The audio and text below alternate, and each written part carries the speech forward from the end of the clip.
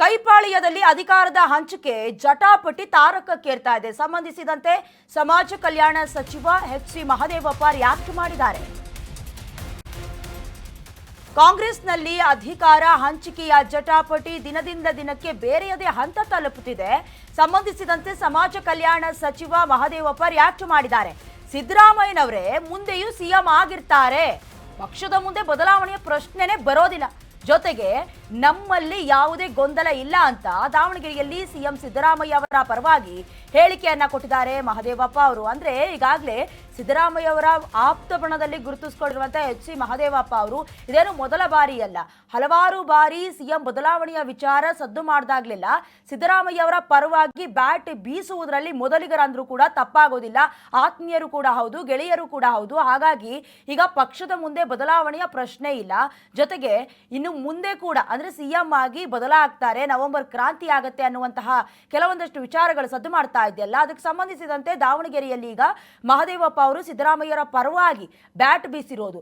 CM ಅಂತ ಹೇಳಿದ್ರೆ ಸಿದ್ದರಾಮಯ್ಯನವರೇ ಅನ್ನುವಂತ ರೀತಿಯಲ್ಲಿ ಚಾಟೆ ಬೀಸಿದ್ದಾರೆ. ಈ ಹಿಂದೆ ಕೂಡ ಕೆಲವೊಂದಷ್ಟು ನಾಯಕರು ಸಿದ್ದರಾಮಯ್ಯ ಅವರನ್ನ ಯಾವುದೇ ಕಾರಣಕ್ಕೂ ಯಾವುದೇ ವಿಚಾರ ಬಂದಾಗ್ಲೂ ಕೂಡ ಬಿಟ್ಕೊಡುವಂತ ಸಾಧ್ಯತೆ ಇರಲಿಲ್ಲ. ಇನ್ನು ಜಗ್ಗಲ್ಲ ಬಗ್ಗಲ್ಲ ಅನ್ನುವಂತಹ ನಿಲುವನ್ನ ಹೊಂದ್ಕೊಂಡಿರುವಂತಹ ಸಿದ್ದರಾಮಯ್ಯ ಅವರು ಕೂಡ ಅದಕ್ಕೆ ಸಂಬಂಧಪಟ್ಟಂತೆ ಅವ್ರನ್ನ ಅವರು ಬಿಟ್ಕೊಡ್ತಾ ಇರಲಿಲ್ಲ. ಈಗ ದಾವಣಗೆರೆಯಲ್ಲಿ ಸಿಎಂ ಪರವಾಗಿ ಮಹದೇವಪ್ಪ ಅವರು ಬ್ಯಾಟ್ ಬೀಸಿದ್ದಾರೆ.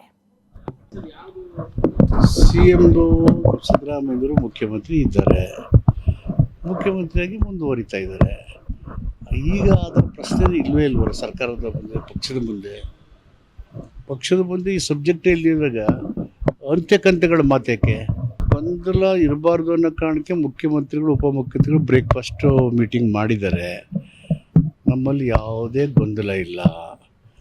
ಹೈಕಮಾಂಡ್ ಏನು ಹೇಳ್ತಾರೆ ಹಂಗೆ ಮಾಡಿ ಸರ್ಕಾರ ನಡೆಸ್ತೀವಿ 5 ವರ್ಷ, ಮತ್ತೆ 2022 ಕಾಂಗ್ರೆಸ್ ಅಧಿಕಾರಕ್ಕೆ ಬರುತ್ತೆ ಅಂತ ಹೇಳಿದ್ದಾರೆ. ಪ್ಲೇಯರ್ಸು ಆಡೋರೆ 11 ಜನ, ಯಾರ್ಯಾರೋ ಬ್ಯಾಟ್ ಬೀಸ್ತಾರೆ, ಯಾರು ಬೌಲು ಮಾಡಲ್ಲ, ಅವ್ರಿಗೆ ಬಾಲು ಸಿಕ್ಕಲ್ಲ ಹೊಡೆಯೋದಕ್ಕೆ.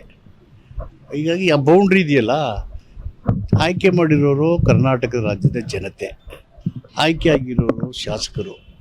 ಆ ಶಾಸಕರು ಆಲ್ರೆಡಿ ಶಾಸಕಾಂಗ ಸಭೆ ರಾಜ್ಯದಲ್ಲಿ ಆಗ್ತಾ ಇರುವ ಪವರ್ ಫೈಟ್ಗೆ ತಾತ್ಕಾಲಿಕ ಬ್ರೇಕ್ ಸಿಕ್ಕಂತೆ ಕಾಣಿಸ್ತಿದೆ. ಆದ್ರೆ ಸಚಿವ ಪರಮೇಶ್ವರ್ ಅವರು ಟೆಂಪಲ್ ರನ್ ಮಾಡಿದ್ದಾರೆ. ರಾಜ್ಯದಲ್ಲಿ ಪವರ್ ಫೈಟ್ಗೆ ತಾತ್ಕಾಲಿಕ ಬ್ರೇಕ್ ಬಿದ್ದಂತೆ ಕಾಣಿಸ್ತಾ ಇದೆ. ಅಷ್ಟೊಂದು ದೊಡ್ಡ ಮಟ್ಟಿಗೆ ಚಟುವಟಿಕೆ ಆಗ್ತಿಲ್ಲ. ಇದರ ಮಧ್ಯದಲ್ಲಿ ಗೃಹ ಸಚಿವ ಡಾಕ್ಟರ್ ಜಿ ಪರಮೇಶ್ವರ್ ಅವರು ಟೆಂಪಲ್ ರನ್ ಮಾಡ್ತಾ ಇದ್ದಾರೆ. ಕೋಡಿ ಮಠಕ್ಕೆ ಸಚಿವ ಡಾಕ್ಟರ್ ಜಿ ಪರಮೇಶ್ವರ್ ಅವರು ದಿಢೀರಂತ ಭೇಟಿ ಕೊಟ್ಟಿರೋದು ಕುತೂಹಲ ಕೆರಳಿಸ್ತಿರೋದು. ಪೂರ್ವ ನಿರ್ಧಾರವಾಗದೆ ಕೋಡಿ ಮಠಕ್ಕೆ ಭೇಟಿ ಕೊಟ್ಟಿದ್ದಾರೆ. 1 ಗಂಟೆಗಳ ಕಾಲಕ್ಕೂ ಹೆಚ್ಚಿನ ಕಾಲ ಸ್ವಾಮೀಜಿಗಳ ಜೊತೆ ಮಾತನಾಡಿದ್ದಾರೆ. ಇನ್ನು ಸ್ಥಳೀಯ ಮುಖಂಡರಿಗೂ ಕೂಡ ಮಾಹಿತಿ ನೀಡದೆ ಭೇಟಿ ಕೊಟ್ಟಿರೋದು ಕುತೂಹಲವನ್ನ ಮೂಡಿಸ್ತಾ ಇದೆ.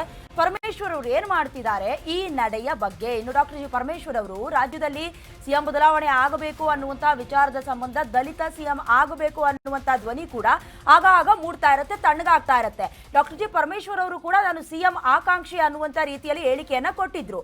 ಕೆಪಿಸಿಸಿ ಅಧ್ಯಕ್ಷನಾದಂತಹ ಸಂದರ್ಭದಲ್ಲಿ ಏನಾದ್ರೂ ಗೆದ್ದಿದ್ರೆ ಕಾಂಗ್ರೆಸ್ ಖಂಡಿತವಾಗ್ಲೂ ಅವತ್ತು ಬೇರೆದೇ ರೀತಿಯಲ್ಲಿ ಇರ್ತಿತ್ತು ಅಂತ ನಾನು ಕೂಡ ಸಿಎಂ ಆಕಾಂಕ್ಷಿ ಅನ್ನುವಂತ ರೀತಿಯಲ್ಲಿ ಹೇಳಿಕೆಯನ್ನ ಕೊಟ್ಟಿದ್ರು. ಅದರ ಮಧ್ಯದಲ್ಲಿ ಪದೇ ಪದೇ ಟೆಂಪಲ್ ರನ್ ಮಾಡ್ತಾ ಇರೋದು ಕೂಡ ಕಾಂಗ್ರೆಸ್ ನಾಯಕರು ಗೊತ್ತಾಗ್ತಾ ಇದೆ. ಅದರಲ್ಲೂ ಡಾಕ್ಟರ್ ಜಿ ಪರಮೇಶ್ವರ್ ಅವ್ರಿಗಿಂತ ಮುಂಚೆ ಡಿ.ಕೆ. ಶಿವಕುಮಾರ್ ಅವರು ಕೂಡ ಪದೇ ಪದೇ ದೇವಸ್ಥಾನಗಳಿಗೆ ಹೋಗೋದು, ಪೂಜೆ ಪುನಸ್ಕಾರಗಳನ್ನ ಮಾಡೋದು ಅದೆಲ್ಲ ಮಾಡ್ತಿರ್ತಾರೆ. ಆದ್ರೆ ಡಾಕ್ಟರ್ ಜಿ ಪರಮೇಶ್ವರ್ ಅವರು ಇಷ್ಟು ದಿನಗಳ ಕಾಲ ಸುಮ್ಮನಿದ್ದು ಈಗೆಲ್ಲೋ ಒಂದು ಕಡೆ ತಣ್ಣಗಾಗ್ತಾ ಇದೆ ವಿಚಾರ. ನವೆಂಬರ್ ಮುಗೀತು, ಡಿಸೆಂಬರ್ಗೆ ಕಾಲಿಟ್ಟಿದ್ದಾಯ್ತು ಅನ್ನುವಷ್ಟರಲ್ಲಿ ಎಲ್ಲವೂ ಕೂಲಂಕುಷವಾಗಿ ಸರಿ ಹೋಗುತ್ತೆ ಅಂತ ಅಂದುಕೊಳ್ಳುವ ಹೊತ್ತಿನಲ್ಲೇ ಈಗ ಡಾಕ್ಟರ್ ಜಿ ಪರಮೇಶ್ವರ್ ಅವರು ಟೆಂಪಲ್ ರನ್ ಮಾಡಿರುವಂತಹ ದೃಶ್ಯವನ್ನ ಗಮನಿಸ್ತಾ ಇದ್ದೀರಾ.